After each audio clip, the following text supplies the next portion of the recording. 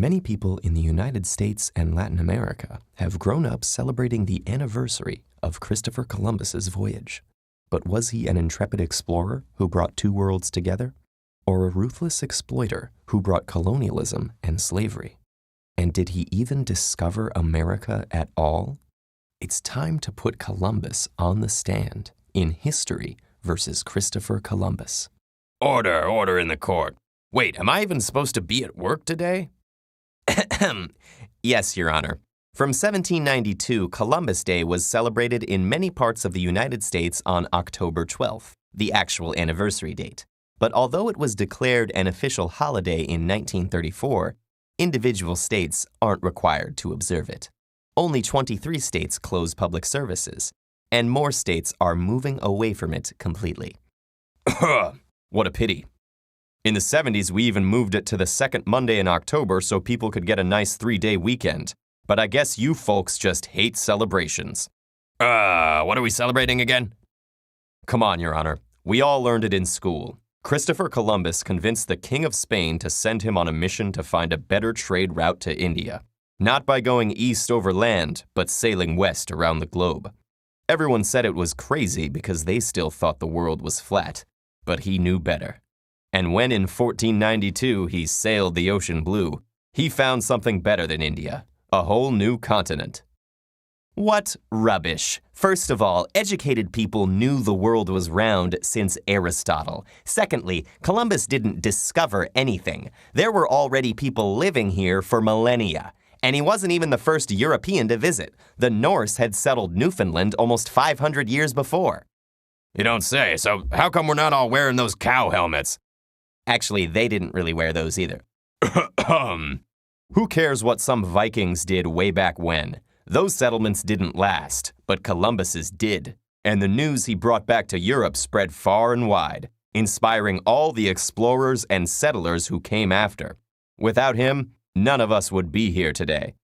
And because of him, millions of Native Americans aren't here today. Do you know what Columbus did in the colonies he founded? He took the very first natives he met prisoner and wrote in his journal about how easily he could conquer and enslave all of them. Oh, come on. Everyone was fighting each other back then. Didn't the natives even tell Columbus about other tribes raiding and taking captives? Yes, but tribal warfare was sporadic and limited. It certainly didn't wipe out 90% of the population. Why is celebrating this Columbus so important to you anyway? Your Honor, Columbus's voyage was an inspiration to struggling people all across Europe, symbolizing freedom and new beginnings. And his discovery gave our grandparents and great-grandparents the chance to come here and build better lives for their children. Don't we deserve a hero to remind everyone that our country was built on the struggles of immigrants? And what about the struggles of Native Americans who were nearly wiped out and forced into reservations, and whose descendants still suffer from poverty and discrimination? How can you make a hero out of a man who caused so much suffering? That's history. You can't judge a guy in the 15th century by modern standards. People back then even thought spreading Christianity and civilization across the world was a moral duty. Actually, he was pretty bad even by old standards. While governing Hispaniola, he tortured and mutilated natives who didn't bring him enough gold, and sold girls as young as 9 into sexual slavery. And he was brutal even to the other colonists he ruled, to the point that he was removed from power and thrown in jail.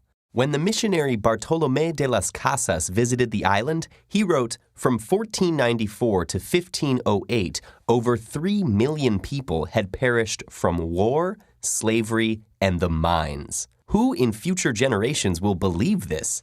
Well, I'm not sure I believe those numbers. Say, aren't there other ways the holiday is celebrated? In some Latin American countries, they celebrate the same date under different names, such as Dia de la Raza. In these places, it's more a celebration of the native and mixed cultures that survived through the colonial period. Some places in the U.S. have also renamed the holiday as Native American Day or Indigenous Peoples Day, and changed the celebrations accordingly. So why not just change the name if it's such a problem? Because it's tradition. Ordinary people need their heroes and their founding myths. Can't we just keep celebrating the way we've been doing for a century without having to delve into all this serious research? It's not like anyone is actually celebrating genocide. Traditions change, and the way we choose to keep them alive says a lot about our values.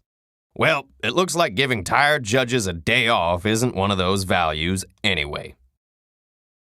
Traditions and holidays are important to all cultures, but a hero in one era may become a villain in the next as our historical knowledge expands and our values evolve.